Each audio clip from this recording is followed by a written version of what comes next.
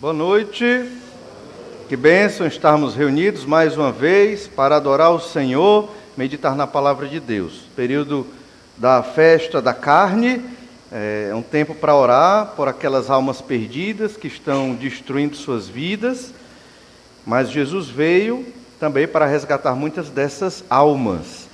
E graças a Deus, porque o Senhor nos deu a bênção, o privilégio, a graça de fazer parte do povo de Deus, de crer no Senhor Jesus Cristo, e a responsabilidade também de testemunhar de Jesus aqueles que estão perdidos. Os jovens, pelo menos a maioria deles está no retiro, oremos também por eles, estão ali procurando crescimento, edificação, conhecer cada vez mais ao Senhor, e nós aqui adorando a Deus para a honra e glória do Senhor nosso Deus.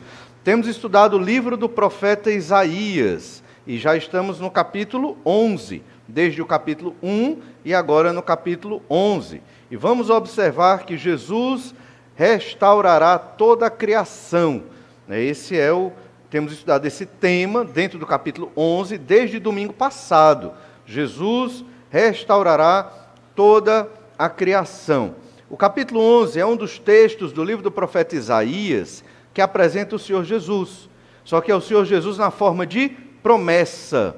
Não é ainda o Jesus que veio e fez-se carne. Então é Jesus na forma de promessa, já apontando para a vinda do Messias. O livro do profeta Isaías, ele sempre traz relatos sobre o Messias, mas traz também momentos de extrema dificuldade. Como assim, momentos de dificuldade? Guerras estavam acontecendo. No capítulo 7, Judá estava enfrentando Israel, no caso que também era chamado de Efraim, e a Síria. Então os dois estavam juntos contra Judá. É a chamada guerra Sírio-Efraimita. E no capítulo 7 nós temos uma revelação sobre o Senhor Jesus Cristo ali, o Deus que foi prometido que nasceria de uma virgem, né? Então nós temos também no capítulo 2 uma revelação sobre o reino do Messias. Temos também no capítulo 9 outra revelação sobre o Messias, e aí já vem a iminência do Império Assírio, na época, tentando invadir o Reino do Norte, já estavam invadindo o Reino do Norte de Israel, e tentando invadir Judá, o Reino do Sul, e chegando às portas de Jerusalém, no capítulo 10. Então você percebe que as revelações, isso vai se repetindo ao longo do livro do profeta Isaías. Quando você lê esse livro, leia nessa ótica. Há uma guerra, mas há uma esperança. Mas a esperança não é o fim da guerra imediata naquele momento. A esperança é a vinda do Salvador. Hoje é do mesmo jeito. Graças a Deus, nós aqui no Brasil não estamos passando uma guerra, exceto a guerra normal do crime, das drogas, que não deixa de ser um tipo de guerra. Mas não estamos passando por uma guerra. No entanto, temos muitas dificuldades, muitos problemas, muitas aflições. E qual é a nossa mensagem de esperança? É o Senhor Jesus Cristo. Então tudo volta para o Senhor Jesus Cristo, tudo converge para o Senhor Jesus, porque Ele é a nossa salvação, Ele é a nossa esperança, Ele é a nossa força e o nosso conforto, desde o Antigo Testamento até os dias de hoje. Essa é a mensagem de toda a Bíblia Sagrada. E nós temos que aprender com o povo que viveu naquela época, tanto no Antigo como no período da igreja, no Novo, como nós devemos viver hoje. As coisas se modernizaram, muitas coisas mudaram, mas a essência não mudou. O ser humano é o mesmo ser humano, os pecados daquela época são os mesmos pecados de hoje. E a salvação também é da mesma forma, pela fé em Jesus, pela graça de Deus, que nos livra da escravidão do pecado. Então, você hoje deve ouvir esse texto de Isaías 11, nesta perspectiva. Jesus, Ele vai restaurar toda a criação, inclusive nós. Essa é a nossa esperança, essa é a nossa alegria, e esse é o conforto para o dia de hoje. Talvez Jesus não queira resolver o teu problema hoje, diferente de algumas igrejas que prometem isso, que vão resolver os seus problemas. Não. Talvez Deus tenha um propósito com a situação que você está enfrentando, que eu não conheço. Mas uma coisa é certa, Deus vai ser glorificado na sua vida, se você viver para a glória dele e confiar na esperança de Jesus na sua vida. Nossa vida, ela não é só trabalhar, estudar, gastar, não é só isso. É muito mais. E será muito mais quando da volta do Senhor Jesus Cristo. O Messias, o Senhor Jesus, restaurará toda a criação. Nós vimos domingo passado que o Messias é Deus e será homem. Eles já tinham esse entendimento na época de Isaías. É importante você entender que esse texto foi escrito entre 740 e 700 antes de Cristo. Então você vê que é um texto muito antigo para os dias de hoje. Compara aí com a carta de Pero Vaz de Caminha. Se um dia você procurar aí na internet e for ler, você não vai entender quase nada.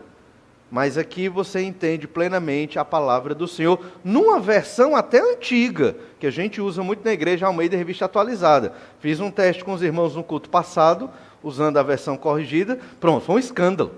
Ninguém mais sabia ler a Bíblia, porque era a versão corrigida, porque é uma versão mais antiga, né? E foi geral. E honestamente, eu não fiz de propósito. Eu nem notei, né? Eu estava selecionando os textos e eu usei uma versão mais antiga. Mas muitos irmãos se desestabilizaram porque não entenderam nada da mensagem, porque era outra versão. Agora eu trouxe a versão adaptada ao crente do leite. Brincadeira, irmãos. É brincadeira. É a versão normal, é a Almeida, Revista Atualizada, certo? E tem outras versões muito boas da Bíblia também. Por que tem versões? Porque a língua é dinâmica, ela muda, algumas palavras têm que ser adaptadas. Por exemplo, um parêntese aqui, você sabe o que significa concupiscência? Alguns já sabem, os crentes antigos, entregou a idade. Os crentes antigos já sabem o que é concupiscência. Mas você que é um crente novo, você não sabe o que é concupiscência. Duvida, não sabe. Concupiscência é do desejo, né? Paixão. Isso saiu das Bíblias mais atuais. Por isso que tem novas versões para atualizar a língua, para a igreja conseguir ler bem. Mas o fato é que nós aprendemos, domingo passado, o primeiro aspecto profético sobre o Messias. O Messias é Deus e será homem. É importante você entender que isso não foi descoberto só na época da igreja. Isso já existia no Antigo Testamento. Eles já tinham uma expectativa de um Messias, um Salvador Deus e um Salvador homem. Nós lemos isso lá em Isaías 11, recapitulando, 11, verso 1 a 3, que diz assim: do tronco de Jessé sairá um rebento, e das suas raízes um renovo. Repousará sobre ele o Espírito do Senhor, o Espírito de sabedoria e de entendimento, o Espírito de conselho e de fortaleza, o Espírito de conhecimento e de temor do Senhor.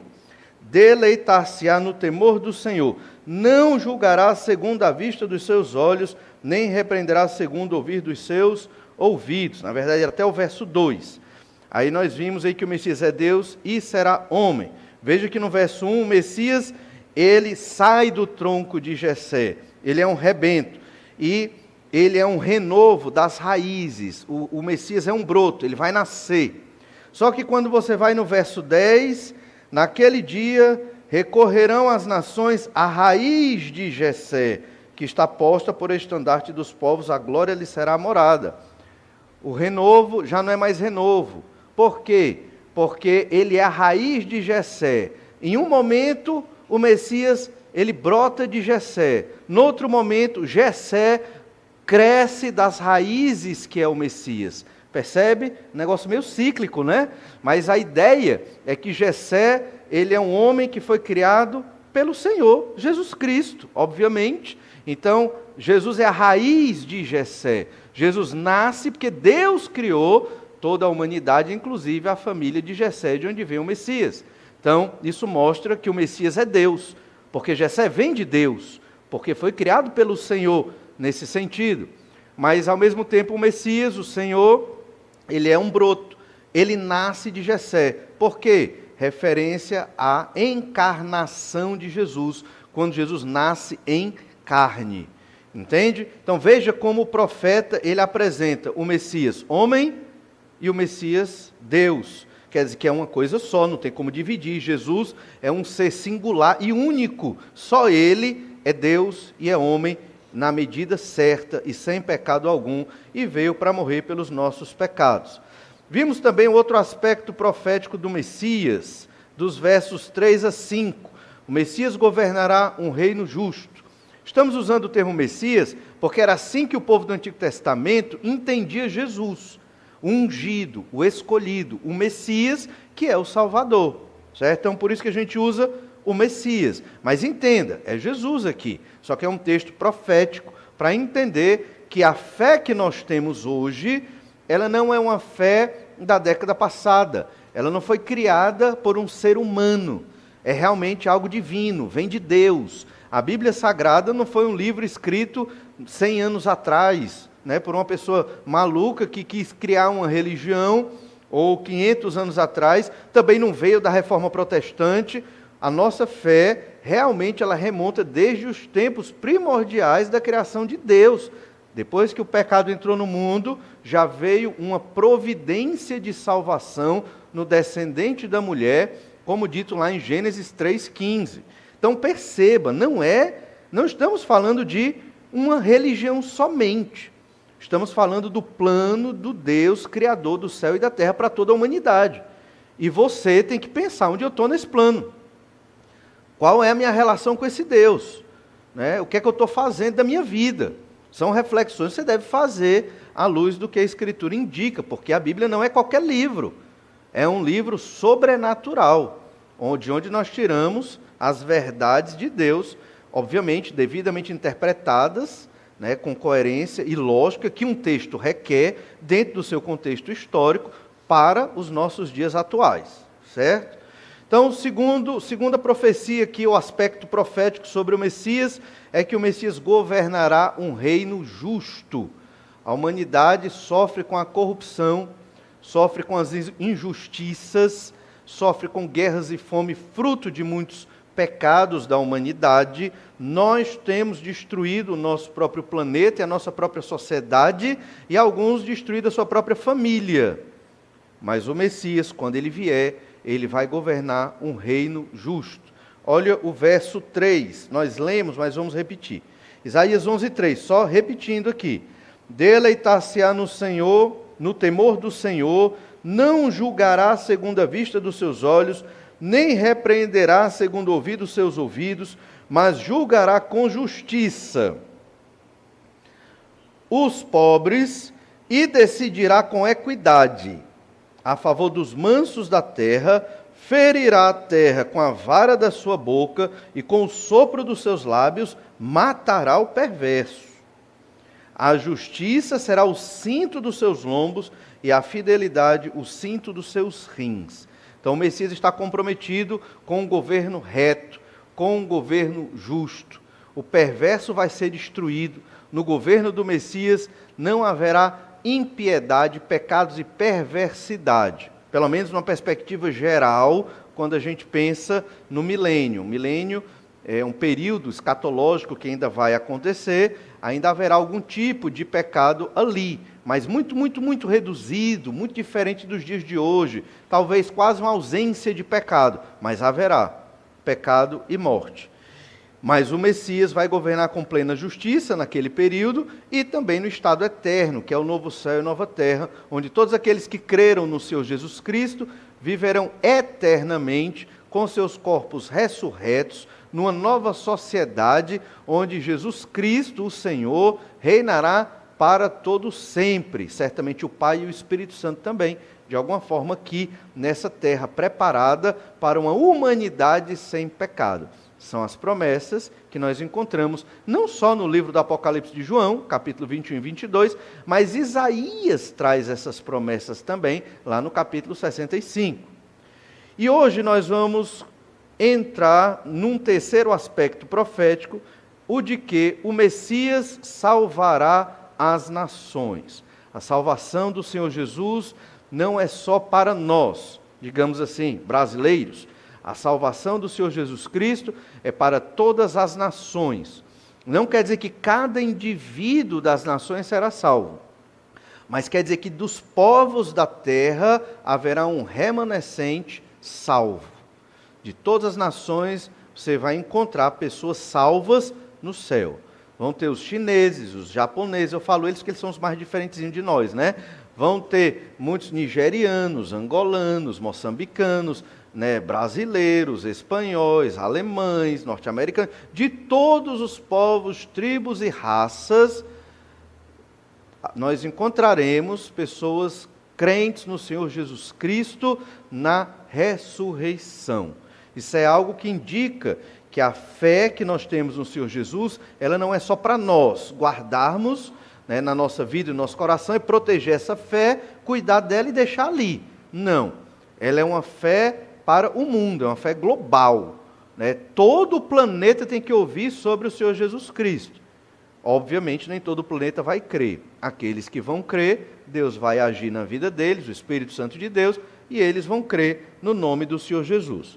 Mas o Messias salvará as nações. Isso é importante, porque nessa época do Antigo Testamento, certamente muitos israelitas e judeus deviam ficar meio chateados, no mínimo, com sírios, assírios e outros povos que tentavam invadir as terras de Israel. Filisteus sempre foram inimigos dos israelitas, então eles deviam ter um certo ódio desses povos que tentavam invadir e ficar ali dentro de Israel, tomar suas terras e fazer coisas horríveis ali. Só que o Senhor, com este tipo de profecia, Ele quer mostrar para Israel que deveria proclamar a salvação no Messias. Ele quer mostrar para Israel que a salvação não é só de Israel. A salvação é para os egípcios, é para os assírios, é para os sírios e é para outros povos também. Às vezes nós somos muito sectários, queremos a salvação só para nós, só para os nossos. Não, a salvação é para todos os que estão perdidos nos seus pecados. Quando o Senhor Jesus Cristo veio à terra, Ele teve uma grande dificuldade, porque os próprios israelitas, eles se achavam salvos, embora muitos não fossem mesmo, eles se achavam salvos porque eram descendentes de Abraão, só por conta da raça, e eles achavam que os outros povos não tinham direito a essa salvação. E se quisessem ter esta salvação, tinham que guardar a lei de Moisés e se circuncidar, ou seja, fazer obras dentro da religião do judaísmo para poderem ter esse tipo de salvação. Então eles estavam entendendo completamente errado a revelação do Antigo Testamento. E eram homens estudiosos da Bíblia que eles tinham, que era o Antigo Testamento, mas estavam muito errados. Então o Senhor, Ele já está dizendo aqui, a salvação é para todos os povos.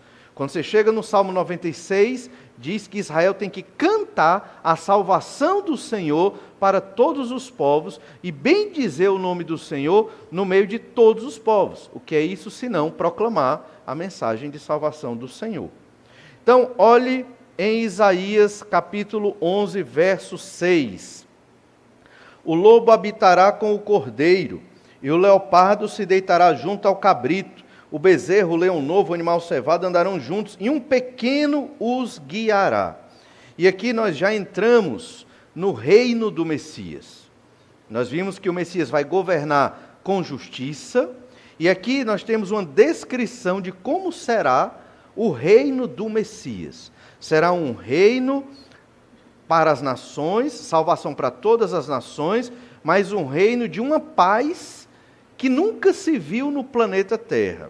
O ser humano ele pode até fazer acordos de paz, ou uma aparente paz, mas os bichos, os animais selvagens, eles não fazem paz, não é verdade? Você não vai conseguir fazer um acordo com o leão, você não vai fazer um tratado com o urso e dizer, olha, vamos ser amigo, só aqui meia hora, aí você não me ataca e eu brinco aqui com a sua juba, leão, para lhe admirar, porque você é muito bonito. Vai dar certo esse acordo? Não vai dar certo. Então, esses versículos que nós vamos ler mostram que no reino do Messias, as estruturas da criação vão ser alteradas. Estruturas que nenhum ser humano pode alterar. Veja bem, um político pode até fazer um acordo de paz, pode até amenizar uma guerra, pode até fazer uma coisa boa para a nação, mas nunca vai ser pleno e completo como vai ser no reinado do Senhor Jesus Cristo. Aqui, como começamos a ler domingo passado, o lobo ele vai habitar com o cordeiro, o leopardo deitará com o cabrito, o bezerro, o leão novo e o animal cevado andarão juntos. São animais irreconciliáveis. São animais que são inimigos e presas naturais. O leopardo vai comer o cabrito, não tem como, não dá. Mesmo sem fome, eu acho que ele ainda mata. Né? Não tem como ele não matar um animal desse. Da mesma forma o leão, da mesma forma o lobo vai comer o cordeiro. Não tem como. É da natureza. Por quê? Porque toda a criação foi afetada pelo pecado. Nós entendemos que no início da criação, os animais não eram como são hoje. Lembra que Adão deu o nome para os animais? Então, os animais estavam ali, animais selvagens, e Adão convivia com eles, Adão dando nome para os animais, e ele não foi comido, não foi estraçalhado. Por quê? Porque eles eram dóceis, eram animais de convivência. Não havia a ideia de um animal predador e carnívoro que matava os outros animais. Isso aconteceu após o pecado. Isso nos mostra como vai ser a salvação. Às vezes, nós temos uma ideia errada do que é salvação. Salvação é nos livrar da condenação do inferno, né, requerida por causa, como pena, por causa dos nossos pecados. Só que salvação não é só isso. Isso aí é o imediato. Todo aquele que se arrependeu dos pecados e creu em Jesus e pediu para Jesus salvar em uma oração, vai ser salvo pela graça de Deus. Não por conta dessa oração em si, mas porque Jesus morreu numa cruz pelos nossos pecados. Mas a nossa salvação não é só nos livrar da condenação do inferno. Também. A nossa salvação é viver uma vida maravilhosa com Deus, que já começou desde o dia da nossa conversão. E vai se estender até a volta de Jesus, quando Jesus estabelecer esse tipo de reinado em que os animais não vão mais viver naquele sistema de morte e um matando o outro, entende? Vai ser um reino de paz e prosperidade eterna e contínua. Então a nossa salvação, ela vai talvez além do que a gente imagina. Se talvez o ser humano entendesse ou tentasse refletir sobre como vai ser esta salvação, ele ia ter o desejo de estar cada vez mais perto de Deus, provavelmente, né? E diz no final do verso 6, um pequenino os guiará. Olha o exagero que não é exagero, a gente entende que isso vai acontecer. Uma criança, pequenino é uma criança. Essa criança vai guiar um leão, vai guiar um urso, vai guiar um lobo, e não vai acontecer nada com esta criança. Isso é o tipo de pureza e de santidade e da ausência de maldade que vai existir no novo céu e nova terra. Hoje não tem como fazer isso. Né? Não tente fazer, que não vai funcionar. Por mais santo que você seja, é um grande perigo. Olha o verso 7. A vaca e a ursa pastarão juntas, e as suas crias juntas se deitarão. O leão comerá palha como o boi. A vaca e a ursa pasta, mas a vaca não. Perdão, a vaca pasta, mas a ursa não, né? E a ursa vai pastar, entende? A ursa vai comer grama como a vaca come grama. Então isso um dia vai acontecer. Hoje, obviamente, a gente não deve brincar com o urso ou com a ursa. Suas crias se deitarão juntas. Percebe? O leão comerá palha como o boi. A constituição do animal mudou, a constituição física. Um leão não come palha. Não tem como. Você não vai botar palha para ele comer. No zoológico ele não vai comer, ele come carne. É da natureza do leão hoje. Porque o leão foi afetado pelo pecado.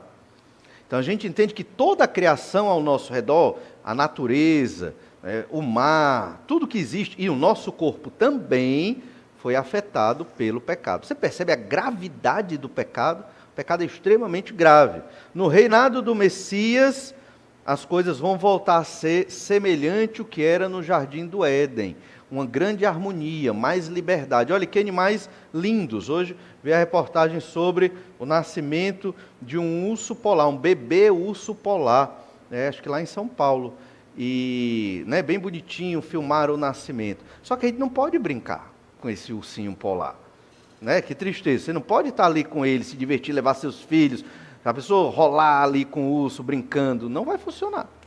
Mas no novo céu e nova terra, você vai ter o privilégio de brincar e de viver com esses animais, porque a constituição física deles será alterada, completamente alterada.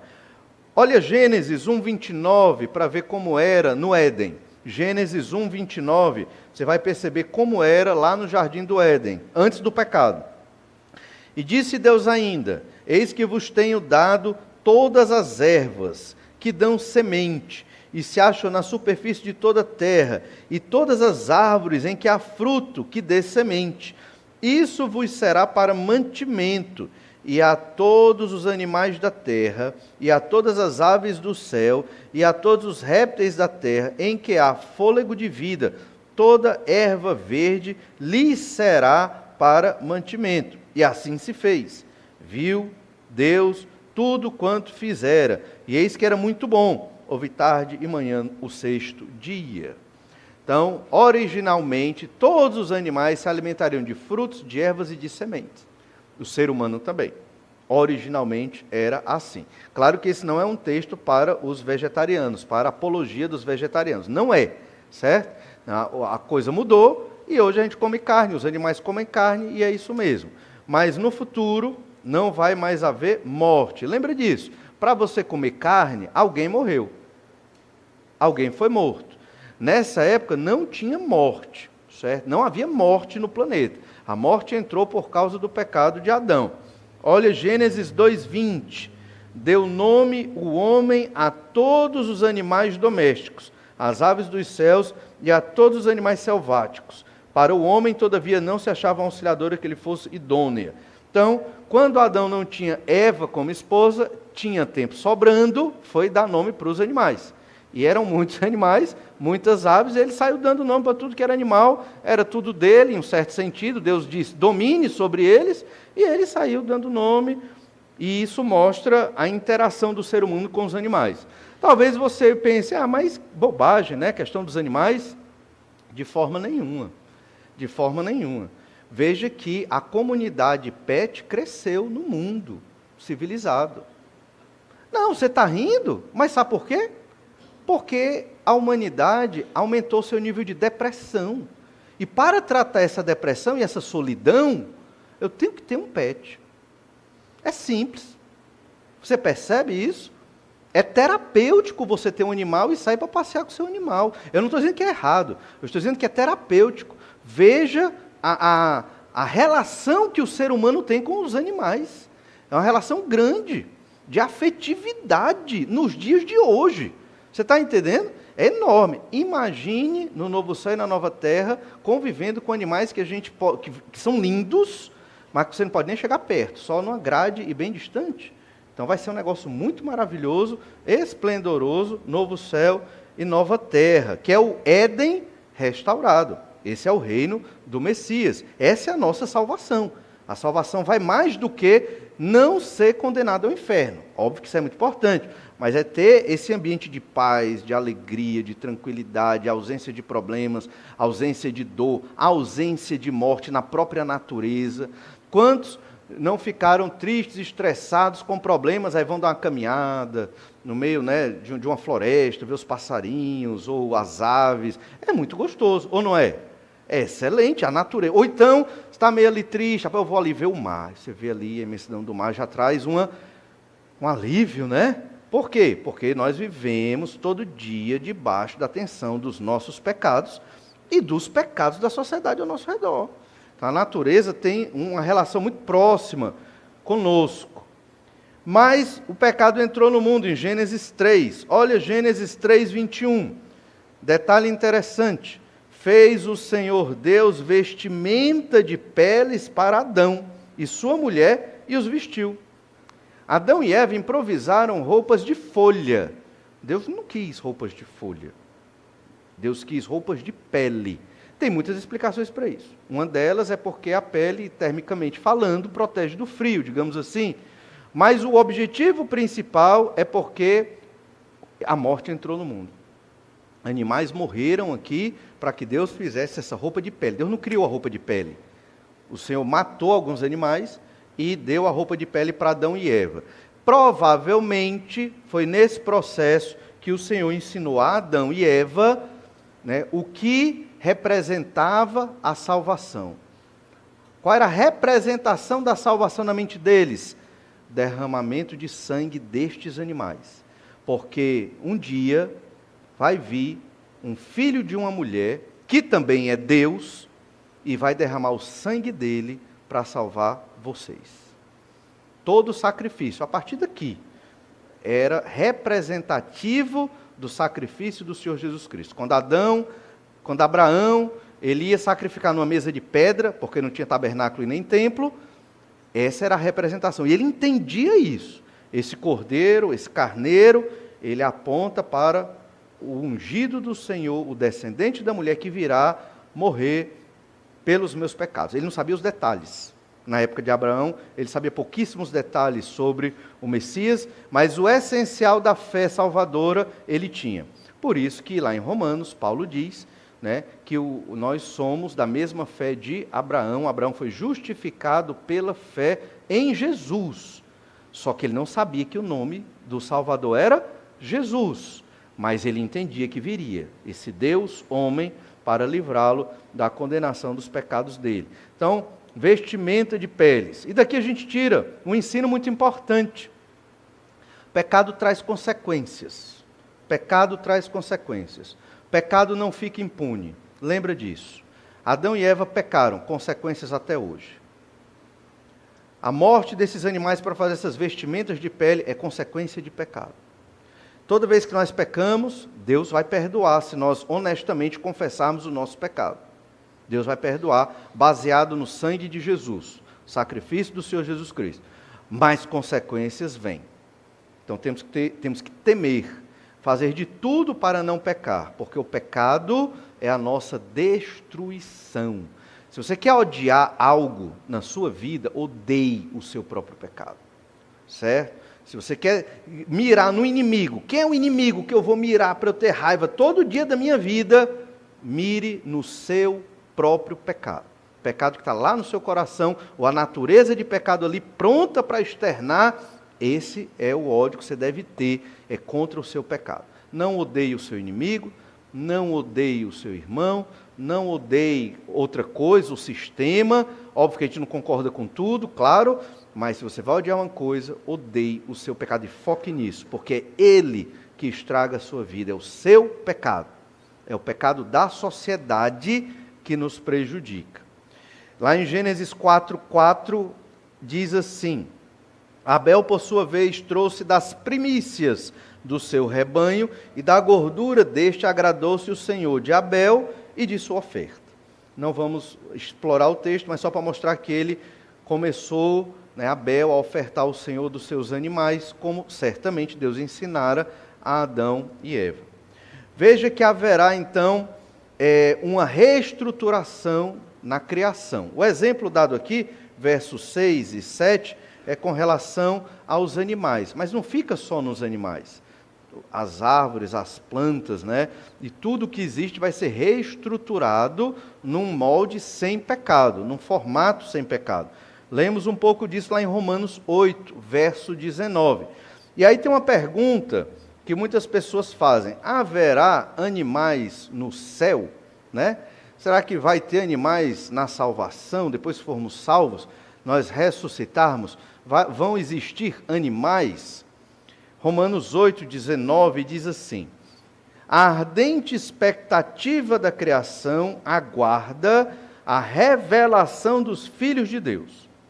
Então, os filhos de Deus, que somos nós, os crentes em Jesus, um dia vão ser revelados. Por quê? Porque eu sei que eu sou crente em Jesus.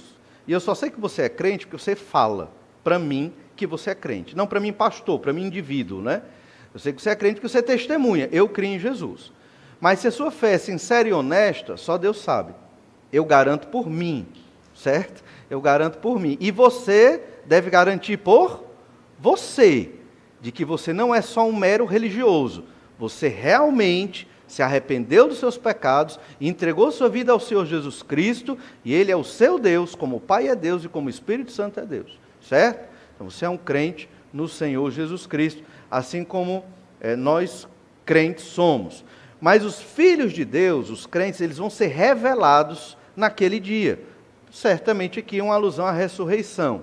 E a criação, o ambiente ao nosso redor, né, as matas, as águas, os animais, aves, tudo ao nosso redor, planetas, né, o sol, lua, estrelas, tudo isso está aguardando quando nós vamos ressuscitar. Porque eles vão ser reformulados para nós vivermos num ambiente adequado à nossa condição de seres sem pecado. É o que o versículo está dizendo, versículo 19.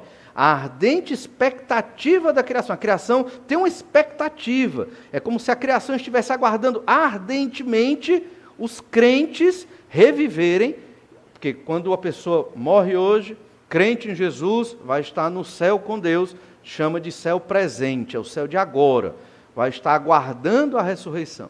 Quando do arrebatamento na volta do Senhor Jesus, a igreja, pensando na igreja, arrebatada, ela vai ressuscitar, vai viver como Jesus vive, com um corpo glorificado. E no final dos eventos escatológicos, toda a criação, ela vai ser reestruturada, à semelhança do que nós lemos aqui em Isaías 11. Os animais selvagens não vão mais comer carne, vão comer planta, né? As crianças vão brincar com os animais selvagens, eles não serão mais selvagens, nem perigosos, não haverá mais morte. Lá em Apocalipse capítulo 21 trata exatamente disso. Olha aí Romanos 8, 20.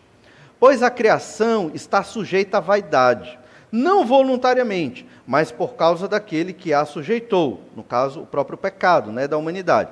Verso 21, na esperança de que a própria criação será redimida do cativeiro da corrupção para a liberdade da glória dos filhos de Deus. É muito interessante isso, irmãos. O que nos escraviza não é a fé, não é a religião verdadeira em Jesus, não é isso que escraviza. O que escraviza é o cativeiro da corrupção. Aqui é uma referência ao pecado.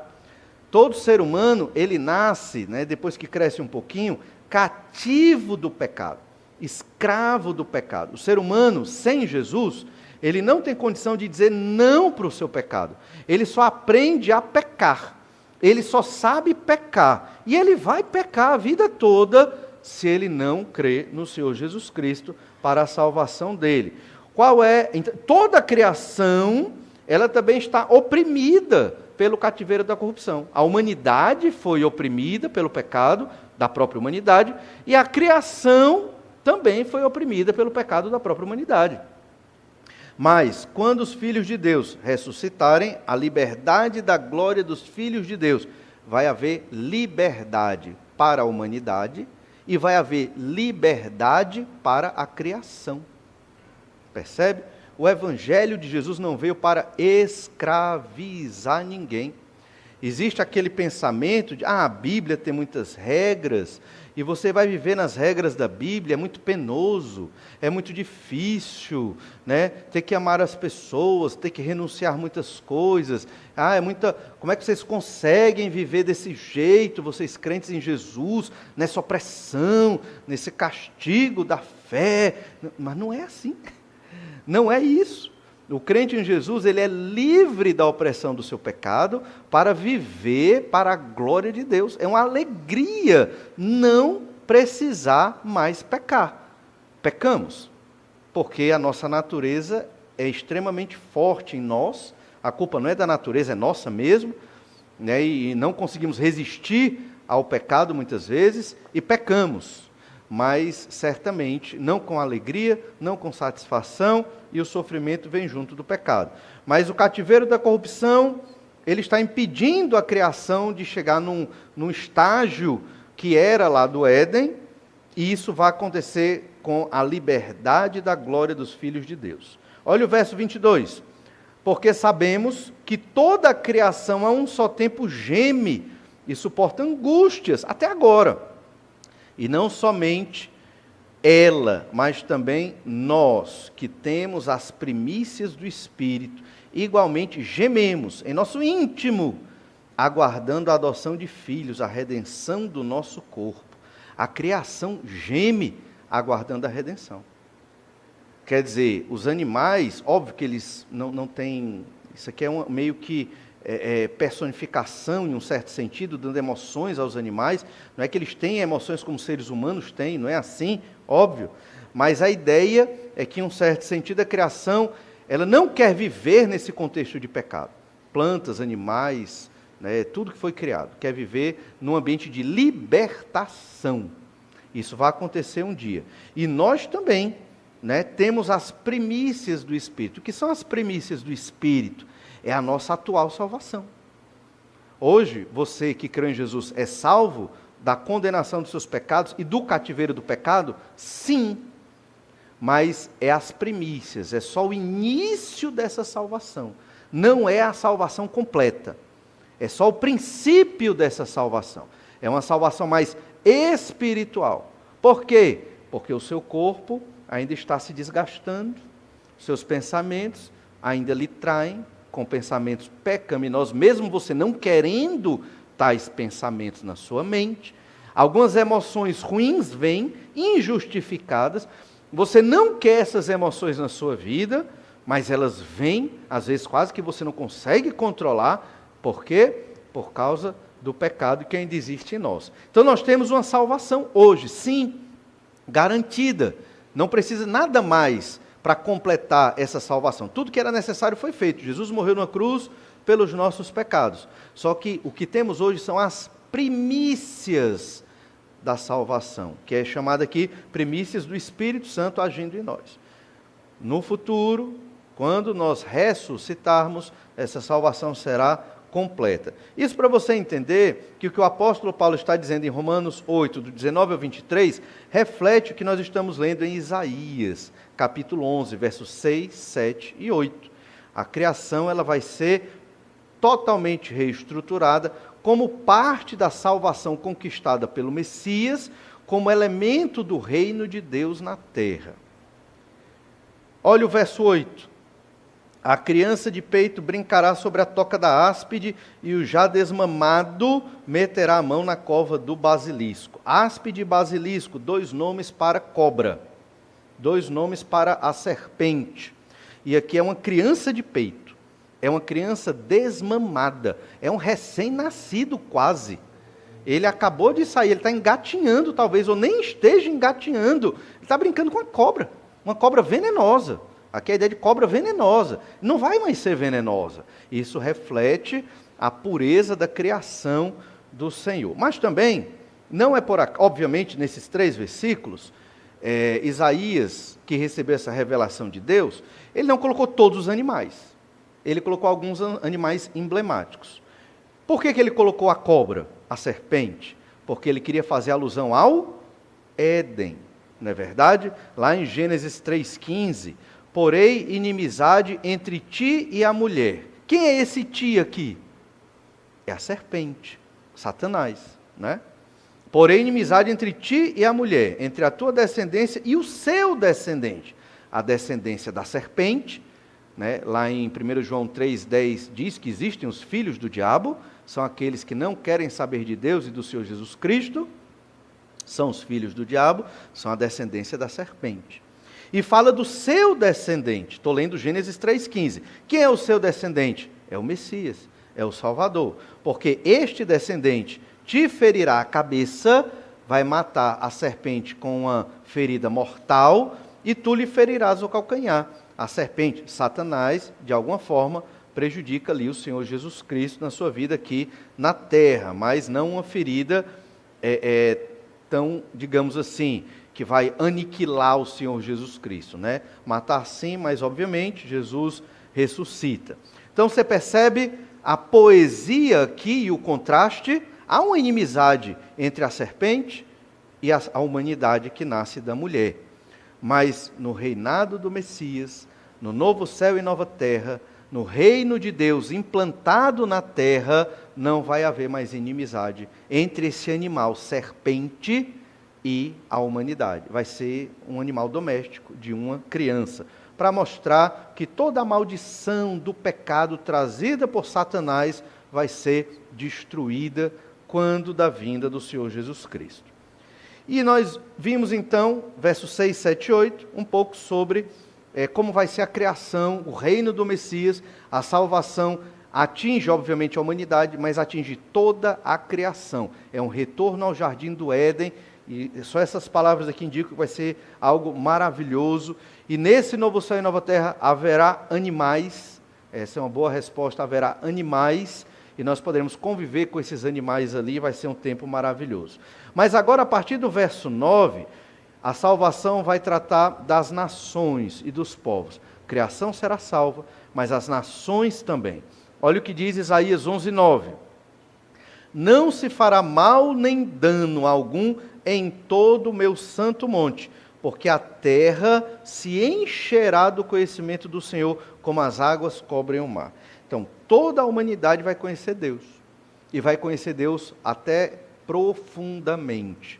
Diz a nova aliança, lá em Jeremias 31, do 31 ao 34, de que o pequeno não vai mais precisar ensinar, o grande não vai precisar ensinar o pequeno sobre a palavra de Deus.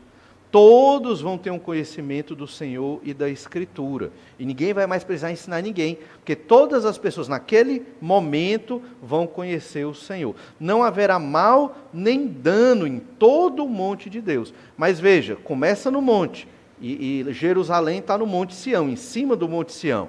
Isso se estende a todas as nações da terra, como as águas cobrem o mar. É uma metáfora que fala da abrangência do conhecimento de Deus.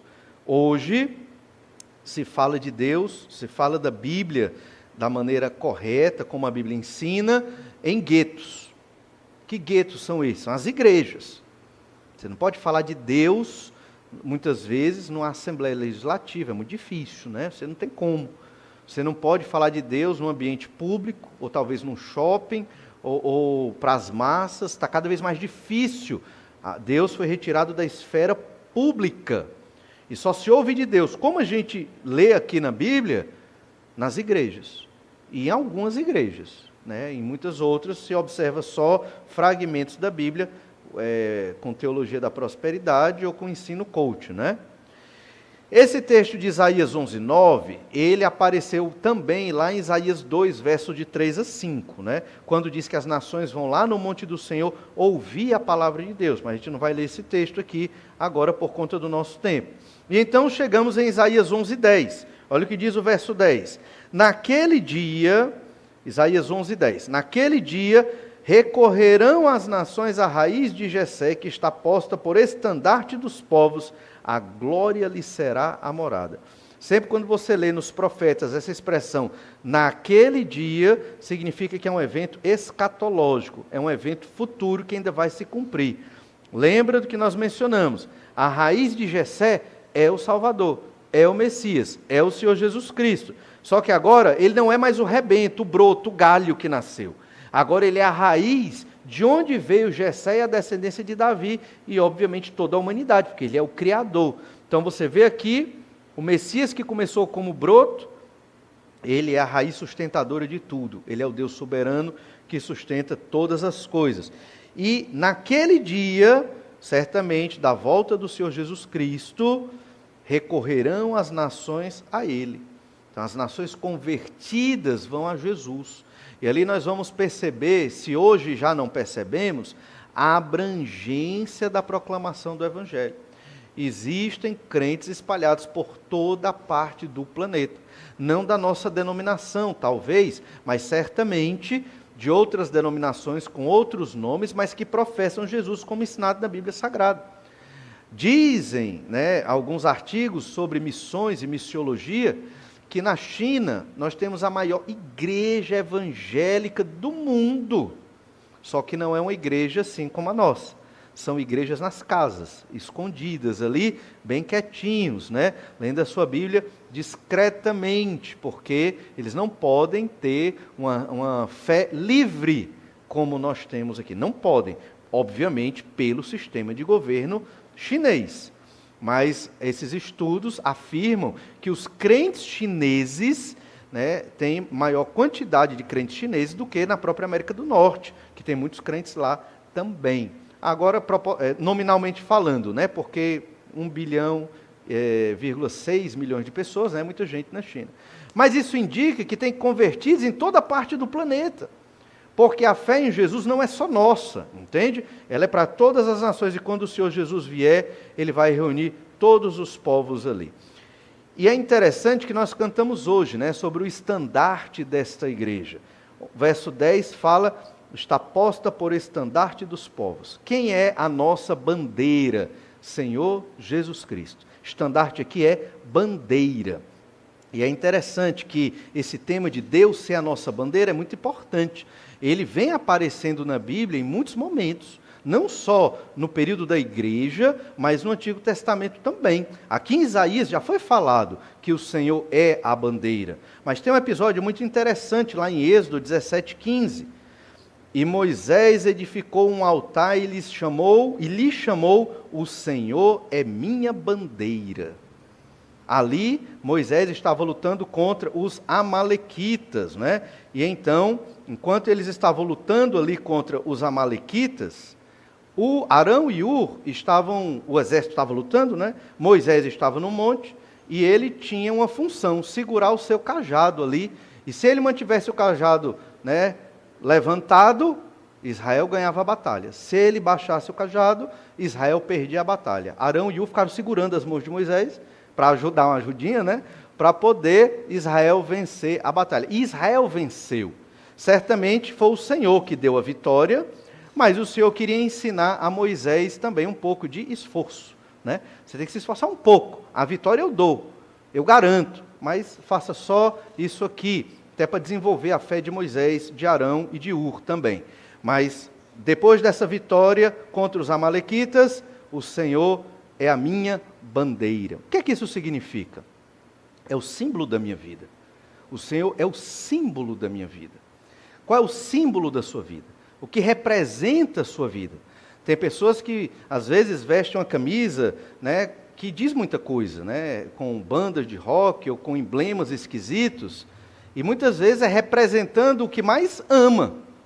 Eu não estou dizendo que você tem que usar uma camisa com o nome de Jesus, não é isso. Mas o que eu quero dizer é que Deus tem que ser a sua bandeira, o seu símbolo. As pessoas têm que perceber Jesus em você. À distância, o estandarte ia na frente, com a bandeira que simbolizava aquela nação. E o exército ia atrás. Ninguém nem matava o estandarte, era uma falta de consideração, né? Porque ele levava a bandeira ali, não mata o estandarte. Todo mundo queria ser estandarte na guerra.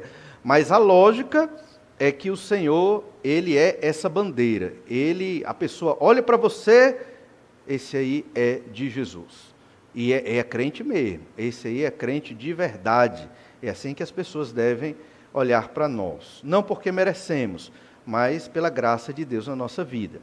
Outro texto interessante é Filipenses 3:20. Se eu tenho o Senhor como a minha bandeira, significa que eu tenho uma pátria celestial.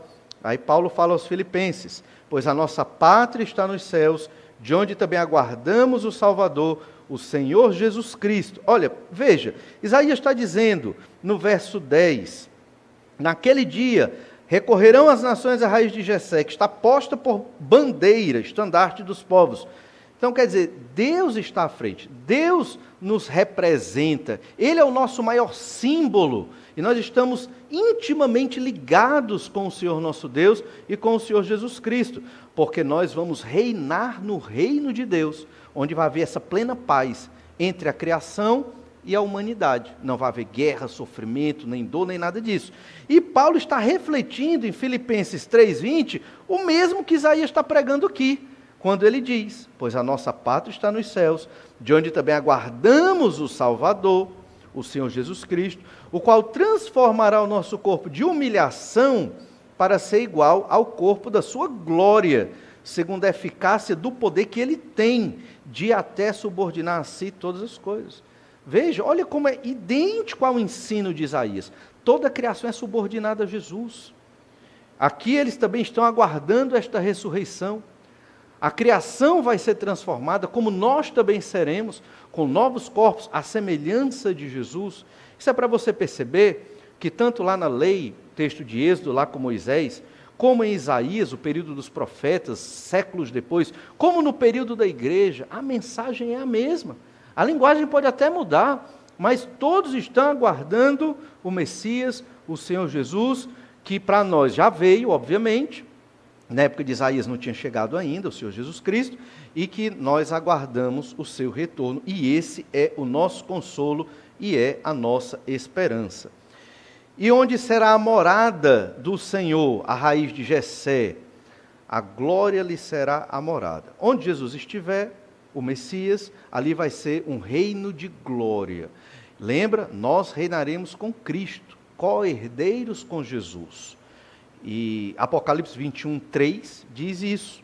Então ouvi grande voz vinda do trono dizendo: eis o tabernáculo de Deus com os homens. Deus habitará com eles. Eles serão povos de Deus. E Deus mesmo, olha a ênfase, Deus mesmo estará com eles. Na velha aliança, Deus estava bem distante. Na velha aliança havia um tabernáculo e depois um templo. O Espírito de Deus não habitava nas pessoas. O Espírito de Deus habitava no templo. E era um outro momento. As pessoas eram salvas pelo Espírito, sim, mas a habitação do Espírito era no templo. Chega na nova aliança, o véu se rasga. O templo perdeu a sua utilidade. Por quê? Porque agora o templo é cada crente em Jesus. Deus veio mais para perto de nós, porque Jesus morreu na cruz. Você percebe a intimidade, a proximidade de Deus? O Espírito Santo agora habita em nós, porque somos o santuário de Deus na terra. Não precisamos do prédio para adorar a Deus. Nós somos o templo. Percebe? Quando Jesus voltar, a intimidade será maior ainda. Embora o Espírito Santo habite em nós hoje, crentes em Jesus, Deus mesmo não está aqui. Entende? A ênfase é essa, Deus mesmo. Deus é onipresente, claro, mas a ideia de que Deus mesmo vai estar aqui, vai acontecer somente lá no novo céu e nova terra, quando o Senhor Jesus estiver reinando na terra. Cadê o Senhor Jesus Cristo? Está com o Senhor, governando todo o universo. Mas naquele dia, Jesus estará aqui mesmo na terra. Entende? E nós estaremos reinando com o Senhor Jesus Cristo de alguma forma. E então, no verso 11, Isaías 11, verso 11, começa a se falar das nações. A mensagem de salvação não é só para Israel. A mensagem de salvação não é só para a igreja. É para as nações. E aqui vem o que na sua mente? Obra missionária. Olha o que diz o verso 11. Naquele dia, verso 11 e verso 10. Os dois começam com naquele dia. É uma ligação, entende? Porque também é um evento que vai acontecer no futuro. Naquele dia, verso 11. O Senhor tornará a estender a mão para resgatar o restante do seu povo, que for deixado da Assíria, do Egito, de Patros, da Etiópia, de Elão, de Siná, de Ramate e das terras do mar. A mão do Senhor, no capítulo 10, estava estendida para punir as nações. Agora a mão do Senhor está estendida para resgatar as nações. O povo de Deus, de todas essas nações, há convertidos na Assíria, há convertidos no Egito, há convertidos em Patros, na Etiópia, em todas essas. Siná é uma referência à Babilônia. Todas essas nações aqui têm povos do Senhor, pessoas convertidas pelo Senhor, que vão ser reunidas naquele dia, num futuro. Muitas dessas nações vão se converter e vão estar com o Senhor. Isso é importante para nós entendermos como Deus tem um plano para toda a humanidade. Não é só para nós aqui, certo? Interessante também, verso 12, Isaías 11, 12, novamente, levantará um estandarte, uma bandeira, para as nações, ajuntará os desterrados de Israel e os dispersos de Judá, recolherá desde os 4 confins da terra. Então o Senhor vai unir Israel e Judá novamente. Lembra que nesse momento histórico eles estão divididos. Lembra que Israel, o reino do norte, foi varrido pela Assíria, levado para o cativeiro. Lembra que no capítulo 10, a Assíria invadiu Judá, só não tomou Jerusalém pela misericórdia de Deus, porque o rei Ezequias orou e pediu proteção ao Senhor. Mas naquele dia, isso vai acontecer no futuro ainda, Deus vai juntar as tribos de Israel novamente. Aí você lembra lá de Apocalipse, capítulo 6, capítulo 7, os 144 mil das tribos de Israel, 12 mil de cada tribo, são 12 tribos, que vão crer no Senhor Jesus e vão proclamar o Evangelho por toda a terra. Esse verso 12, ele é desenvolvido em Isaías 49, do 22 ao 26. Mas a gente não vai ler esse texto hoje, você pode ler em casa. Essa mesma mensagem do verso 12, ela é ampliada lá no capítulo 49, a gente vai estudar no futuro. Mas é interessante lembrar essa expressão: de Judá recolherá desde os 4 confins da terra, final do verso 12. Isso aparece lá em Mateus 24, 31, na volta de Jesus. Diz assim, Mateus 24, 31, e ele enviará os seus anjos com grande clangor de trombetas, os quais reunirão os seus escolhidos dos 4 ventos de uma a outra extremidade dos céus, dos 4 cantos da terra. É uma metáfora para dizer de todo o planeta. Os anjos vão recolher os escolhidos, porque Jesus está voltando, e aqueles que creram em Jesus serão salvos. O verso 29 de Mateus 24 diz assim: logo em seguida a tribulação daqueles dias, tribulação aqui a gente entende que é aqueles 7 anos de tribulação que ainda vão acontecer no futuro, o sol escurecerá, a lua não dará sua claridade, as estrelas cairão do firmamento e os poderes dos céus serão abalados. Então aparecerá no céu o sinal do Filho do Homem, todos os povos da terra se lamentarão. Por que vão se lamentar? Porque estão no carnaval. Porque escolheram o pecado, a imoralidade, a idolatria, a perversão, que só destrói a própria humanidade. Quando Jesus vier, todos vão ver, todos os povos da terra vão ver, e vão se lamentar. E não vão se lamentar no sentido de arrependimento, não. Vão se lamentar com raiva. Lá vem Jesus estragar a nossa festa. É mais ou menos isso que vai acontecer. Porque eles não vão se arrepender. Se tivesse se arrependido, os anjos estariam levando. Percebe? Verão o Filho do Homem vindo sobre as nuvens do céu, com poder e muita glória. O que Jesus está pregando aqui, Isaías também está falando aqui. O Senhor vai juntar Israel e Judá dos 4 cantos da terra. O Senhor vai levantar uma bandeira para as nações convertidas virão até o Senhor.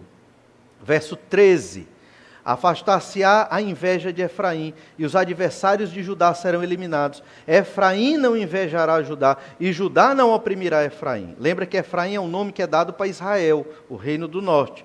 Então Judá e Israel voltarão a ser um reino unido, né? Desde Salomão, o seu filho Roboão, que o reino foi dividido. Voltarão a ser um reino unido. Lembra que no capítulo 7, Efraim está coligado com a Síria para invadir Judá, seu reino irmão. Então, inimigos mesmo. Mas lá na frente serão reinos que estarão em aliança. Verso 14, Isaías 11, 14. Antes voarão para sobre os ombros dos filisteus ao ocidente, juntos despojarão os filhos do oriente, contra Edom e Moabe lançarão as mãos, e os filhos de Amon lhes serão sujeitos. Esses reinos aqui, filisteus, edomitas, moabitas e amonitas, são historicamente reinos inimigos de Israel, desde o período em que saíram do Egito até entrar na terra prometida e até depois. Tem profecias específicas contra os edomitas, o profeta Obadias tem uma profecia específica de destruição dos edomitas, porque os edomitas, descendentes de quem? De Esaú, foram nações inimigas de Israel, que prejudicaram Israel no seu ministério na antiguidade. Esse versículo certamente está dizendo que Israel, naquele dia, vai destruir esses povos inimigos do Senhor. Isso um dia vai acontecer também.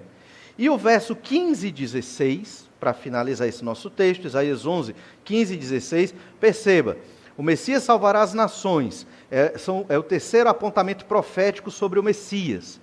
O Messias salvará as nações. Falamos dessa salvação da criação. Isaías falou aqui, os animais serão restaurados, toda a criação. E depois o Messias salvará as nações. Então, nações de várias partes do planeta vão se converter, vão ter o Messias, o Senhor, como bandeira e vão seguir o Senhor Jesus Cristo. E aqui no verso 15, nós temos uma referência a um segundo êxodo. O primeiro êxodo, Israel saiu de onde? Do Egito. E o segundo êxodo? Olha o que diz o verso 15. O Senhor destruirá totalmente o braço do mar do Egito, e com a força de seu vento moverá a mão contra o Eufrates, e ferindo-o, dividi-lo-á em 7 canais, de sorte que qualquer o atravessará de sandálias. Haverá caminho plano para o restante do seu povo, que for deixado da Assíria, como houve para Israel no dia em que subiu da terra do Egito. Nesse momento que essa profecia foi dada, a Assíria estava invadindo Judá, não invadiu Jerusalém. Deus libertou Israel do cativeiro do Egito. Deus destruiu o braço do mar do Egito, referência à abertura do mar. E aqui a ideia, atravessará de sandálias. Vai ter um segundo êxodo da Assíria.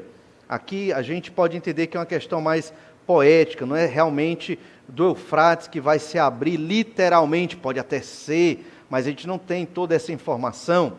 Mas a ideia é que no futuro, o povo de Deus, a nação de Israel, será livre das nações que estão oprimindo Israel. Assim como a Assíria, naquele dia, estava oprimindo Judá, no futuro, não naquele momento, seria liberto desta opressão. É uma espécie de segundo êxodo. E nesse segundo êxodo, não é um êxodo de sair da Assíria física, daquela época, do século VIII a.C., não. Mas era um êxodo, não só do cativeiro do pecado, mas um êxodo das nações pecadoras que oprimiam o povo de Deus. Lembre que a igreja não está nesse contexto. A igreja, no futuro, quando isso acontecer, já foi arrebatada. Israel foi oprimida por filisteus, amonitas, moabitas. Vimos que pelos amalequitas, por vários povos, pelos sírios e pelos assírios. E todos esses povos tentaram destruir Israel. E Israel será liberta desta opressão. A Assíria que, simbolizando essa opressão das nações contra Israel, e essa é a promessa de salvação do Senhor para o povo dele naquele momento. Deus não prometeu uma salvação imediata, embora Jerusalém não tenha sido invadida, porque Ezequias orou. Mas Deus prometeu uma salvação futura, um êxodo futuro. Essa ideia de um segundo êxodo, um êxodo mais espiritual e futuro, acontece também na profecia de Jeremias. E a ideia de sermos livres do cativeiro do pecado. Lembra lá em Efésios capítulo 4, Jesus levou cativo o cativeiro. Quando Jesus morre na cruz, ressuscita ao terceiro dia e sobe ao céu, ele levou o cativeiro do pecado junto com ele. Ele levou cativo o cativeiro do pecado. Por isso podemos ser livres para viver segundo a vontade de Deus, segundo a fé no Senhor Jesus Cristo. Esse texto de Isaías 11, do verso 1 ao 16, nos ensina que Jesus restaurará toda a criação. Nos momentos de dificuldade da vida, doenças, enfermidades, problemas, dificuldades de toda ordem, nós, seres humanos, queremos respostas rápidas, imediatas, e oramos a Deus por isso. E não é pecado orar a Deus e pedir essas respostas, mas às vezes não vai acontecer na hora que nós queremos. E ficamos muito tristes e desmotivados, Deus não ouviu minha oração. Não, Ele ouviu, só que Ele respondeu da maneira certa, para você e principalmente para a glória do nome de Deus. Então, o que deve nos motivar não é a ausência da dificuldade, que Israel estava passando por muita dificuldade aqui. O que deve nos motivar são as maravilhosas promessas da salvação. Somos salvos em Jesus hoje, mas nós não temos noção do que será a nossa salvação no novo céu e nova terra. Se talvez nós tivéssemos assim, um prêmio. Valnei, vou lhe levar para você passar um dia no futuro, no novo céu e nova terra, para você ver como é. E eu voltasse, eu não ia querer mais viver aqui. Certamente eu não ia mais querer viver nessa realidade. Porque o que o Senhor Jesus conquistou na cruz para nós é inimaginável e maravilhoso. E todo o sofrimento que passamos aqui, por causa do nome de Jesus, vale a pena. Vale muito a pena. Não é esse sofrimento que vai te salvar. Não. É interessante como Deus age. Deus já deu a salvação. Deus já deu. Você é salvo. Porque Jesus morreu na cruz.